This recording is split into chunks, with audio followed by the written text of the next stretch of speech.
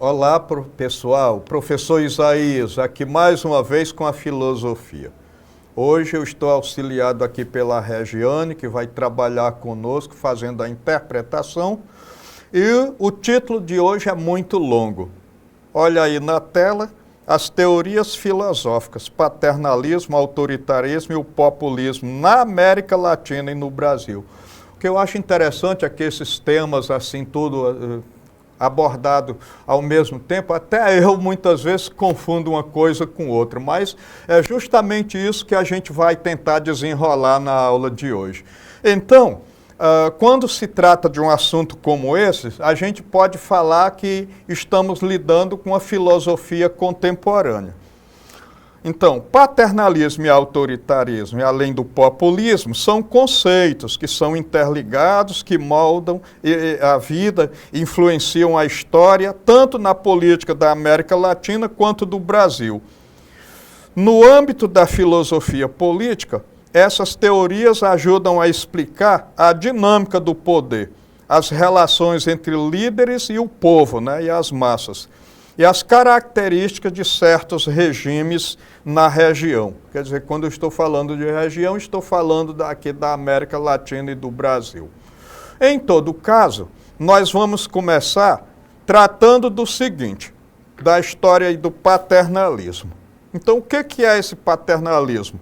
Paternalismo político é a prática de um governo ou de um governante, um líder, tratar a população como se fosse ele um pai benevolente, que toma decisões em seu nome, ou seja, em nome do povo, sobre o pretexto de garantir seu bem-estar e proteção.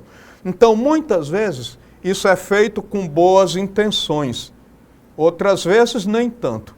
E mesmo quando a gente faz com boa intenção alguma coisa, sem consultar a pessoa a quem nós estamos dirigindo o nosso benefício, pode ser que as coisas não saiam a contento.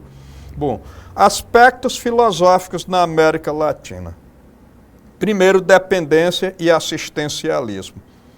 Aproveita-se da fragilidade e desigualdade social para oferecer favores e políticas assistencialistas, criando uma relação de dependência em vez de empoderar a população. Então é aquele negócio de dar o anzol, mas não ensinar a pescar e nem oferecer as águas, porque não basta ensinar a pescar. Mas também não basta eu ficar o tempo todo dando peixe sem promover o outro, até que ele seja capaz de caminhar com as suas próprias pernas. Bom, então o segundo ponto é o controle e submissão. A cultura paternalista pressupõe que o protegido, entre aspas, está em um nível inferior, o que impede o seu crescimento e mantém a submissão ao poder. Então, quando eu considero o outro como inferior e essa pessoa se considera como inferior, aí é muito fácil a questão da manipulação. Bom, então, na sequência, nós temos aí mistura entre público e privado. No Brasil, a herança colonial de uma estrutura estatal que se sobrepõe à sociedade fomentou a confusão entre o público e o privado. O Estado frequentemente favoreceu proprietários de terra e grandes empresas, criando um capitalismo sem riscos para as elites. Então, de certo modo, a gente acabou colocando essa questão do público e do privado, onde aquilo que é privado é mais respeitado e é aquilo que é de todos até parece que merece menos respeito. E isso prejudica a qualidade de vida do conjunto da sociedade. Exemplo histórico. A Era Vargas no Brasil é um exemplo clássico. Getúlio Vargas se apresentou como pai dos pobres e implementou políticas sociais e trabalhistas como a consolidação das leis do trabalho, né, a CLT, que, embora trouxesse benefícios, também criaram laços de dependência e controle do Estado sobre os trabalhadores. Então, foi bom criar a CLT? Muito bom. A gente precisava de uma regulamentação do trabalho. Por outro lado, se você atrela uma associação de trabalhadores ou um sindicato ao governo, como é que esse pessoal pode reivindicar alguma coisa melhor? Se está atrelado ao poder, se está atrelado ao governo. Bom, então, agora nós vamos falar um pouco do autoritarismo. Então, o autoritarismo se caracteriza pela concentração de poder nas mãos de um líder ou grupo, com pouca ou nenhuma tolerância à oposição. Então, muitas vezes se adota aquela ideia do partido único, por exemplo. Na América Latina, frequentemente esteve associado a ditaduras militares e a regimes de exceção. Aqui no Brasil, nós podemos falar principalmente da questão da ditadura militar, que é uma das coisas mais conhecidas da nossa história. Agora, aspectos filosóficos na América Latina. Origens históricas. A formação autoritária do Brasil, por exemplo, tem raízes na colonização de exploração, que estabeleceu relações de poder verticais e oligarquias. Isso aqui no Brasil, mas em outros países também da América Latina. Então, de repente, a gente colocou aí alguém que manda, alguém que obedece, alguém que pode, alguém que não pode, alguém que deve ser rico e alguém que deve ser pobre. Bom, em segundo lugar, nós temos aí a representação e controle. Os regimes autoritários mantiveram-se no poder por meio de repressão violenta contra forças populares e instituições democráticas, como associações, sindicatos. A violência sistêmica, como a tortura, foi um recurso comum, utilizado em toda a América Latina e também no Brasil, aqui de forma particular. Bom, terceiro, autoritarismo líquido. Isso aqui é expressão muito ligada aí ao Bauman, né? Em tempos mais recentes, teóricos como Bauman, adaptados ao contexto latino-americano, descrevem uma nova forma de autoritarismo, em que mecanismos de exceção convivem dentro da rotina democrática, enfraquecendo as instituições sem a necessidade de um golpe explícito. Então, muitas vezes, quando eu dou uma assistência muito grande a um determinado grupo de pessoas para não exercer autoridade, eu acabo dominando mais por uma espécie de consenso forçado do que pela força bruta, pela força das armas. Associação com o populismo. Regimes populistas na América Latina frequentemente usaram o autoritarismo para se manterem no poder, estendendo o tempo de suas lideranças e criando mecanismos de controle, como, por exemplo, o DIP, aqui no Brasil, Departamento de Imprensa e Propaganda, que foi criado pelo Getúlio Vargas justamente para controlar a imprensa, por exemplo. Bom, então aqui vamos tratar do populismo. O populismo se manifesta através de uma relação direta e carismática entre um líder e a população, entre um líder e as massas. É um conceito controverso que pode se associar a diversas ideologias e que ganhou força na América Latina, especialmente entre as décadas de 1930 e 1960. Aspectos filosóficos na América Latina e no Brasil. Líder carismático. O que é essa figura? Então é a figura do líder que é central. Ela é uma figura centralizada utilizando os meios de comunicação de massa para construir uma imagem heróica e paternalista. Então, aquele que vem resolver os problemas de todos, né? Uma espécie de Messias. Ele se apresenta como um porta-voz da vontade do povo puro, contra a elite corrupta. Então, de vez em quando, você vê surgir um nome que você nunca ouviu falar dele, e ele se apresenta como alternativa a tudo isso que está aí. E muitas vezes acaba caindo nos mesmos erros impostos pela elite que já impôs também as suas limitações a governos anteriores. Então a gente tem que ter muito cuidado com esse negócio de aparecer um líder carismático aí, de repente a gente nunca ouviu falar e a gente já faz total adesão. Precisamos ter cuidado.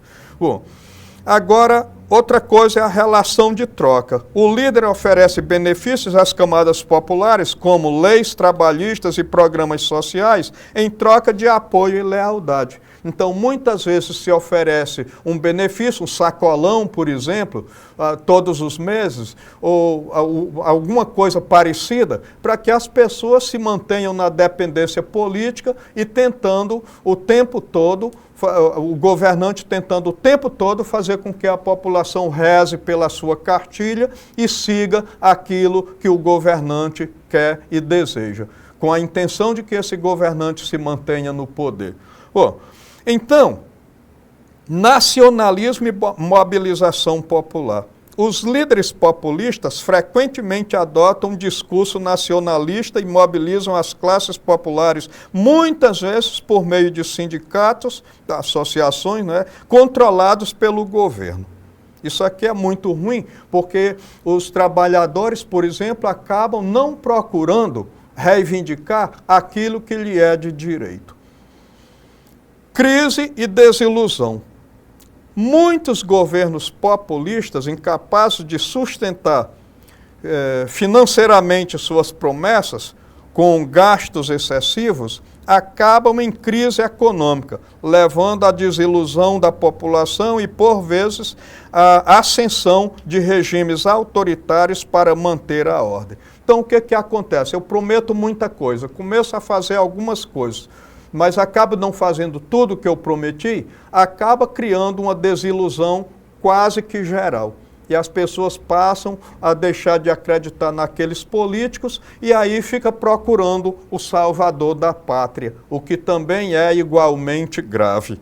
Bom, então agora nós temos aí contexto de surgimento.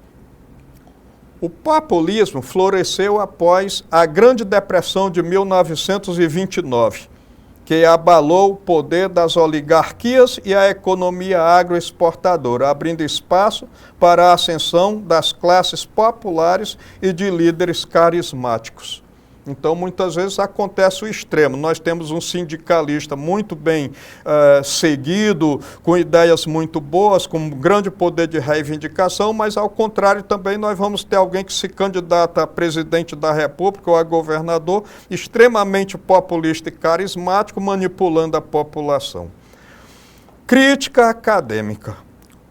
O termo é objeto de intenso debate e, por vezes, foi usado de forma pejorativa por opositores para desqualificar governos como os de Getúlio Vargas no Brasil e de Perón na Argentina. Bom, intersecção e complexidade na América Latina. Então, na prática, o paternalismo e o autoritarismo e o populismo frequentemente se sobrepõem e reforçam uns aos outros na América Latina. Então é aquela coisa, muitas vezes a gente até confunde o significado de um termo e de outro, porque às vezes eles estão convergindo e às vezes eles se contrapõem. Populismo como autoritarismo. Líderes populistas carismáticos como Getúlio Vargas e Juan Perón usaram táticas autoritárias para se manterem no poder, controlando a oposição e a imprensa. Como, por exemplo, eu já citei aqui, o Getúlio Vargas criou o DIP, o Departamento de Imprensa e Propaganda, que visava justamente controlar a imprensa. A imprensa publicava aquilo que estava de acordo com o governo. Bom, então, paternalismo como instrumento populista. O paternalismo, com sua oferta de benefícios e assistencialismo, serve como um instrumento para os líderes populistas garantirem o apoio popular e reforçam sua imagem de protetores.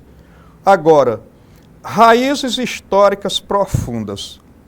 Esses fenômenos têm raízes históricas comuns na estrutura social e política da região, marcada pela colonização, desigualdade e relações de poder verticais. Então, alguém que manda, alguém que obedece sem maiores discussões e sem procurar consenso. Bom, aí nós temos alguns pensadores, como por exemplo Ottaviani. Então, sociólogo brasileiro, um dos principais expoentes da Escola de Sociologia Paulista, ele se especializou na análise do populismo e do seu papel na formação do Estado na América Latina, explorando as dinâmicas entre classes sociais e figuras carismáticas do líder. Então, esse autor, sociólogo brasileiro, é de vital importância para a compreensão dessas questões. Bom, então agora nós temos o Gilberto Freire. Descreve a sociedade colonial centrada na figura do senhor de engenho como uma estrutura patriarcal e paternalista. O poder do senhor de engenho se estendia para além da sua família, alcançando todos os membros da casa grande e também da senzala. Essa relação era marcada por uma mistura de dominação e afetividade, onde o pai, senhor, controlava a vida dos seus filhos, escravos e dependentes, sob o pretexto de cuidado e proteção. Então, muitas vezes, o senhor de engenho era padrinho do filho de alguém que era comandado por ele, padrinho de batismo de um filho do seu comandado. Então, criava uma relação de poder, mas também de afetividade. Agora, nós temos o sociólogo Fernando Henrique Cardoso, que também foi presidente do Brasil. Então, sociólogo brasileiro, esse Fernando Henrique Cardoso, que em sua obra Autoritarismo e Democratização, ele analisou a natureza dos regimes autoritários na América Latina, focando nas transições democráticas e nas heranças do autoritarismo. Então, o Fernando Henrique Cardoso ele foi importante porque ele abordou a questão, ele retratou a situação, mas ele também aponta meios alternativos para solucionar esse problema do paternalismo, do autoritarismo, do populismo. Muito bem. Então, agora, depois dessa reflexão e da apresentação desses pensadores, vamos trabalhar a seguinte atividade. O paternalismo, enquanto teoria política na América Latina e em particular no Brasil, é frequentemente associado a líderes que se apresentam como pai do povo. Essa prática política se manifesta por meio de políticas assistencialistas e benefícios concedidos à população, criando uma relação de dependência entre o governante e a massa, ou seja, entre o governante e o povo. Então, qual das seguintes características melhor define a dinâmica do paternalismo político em relação à participação popular? E aí você tem na letra A o incentivo à autonomia e ao empoderamento da população, para que ela possa tomar decisões independentes. Bom, isso aqui é uma coisa ideal, né? A gente ser incentivado para a autonomia, para a tomada de decisões de forma bem acentuada. Letra B. A valorização da participação popular por meio de debates públicos e fóruns de discussão. Seria essa a resposta à nossa questão? Letra C. A ausência de qualquer tipo de intervenção estatal na vida dos cidadãos.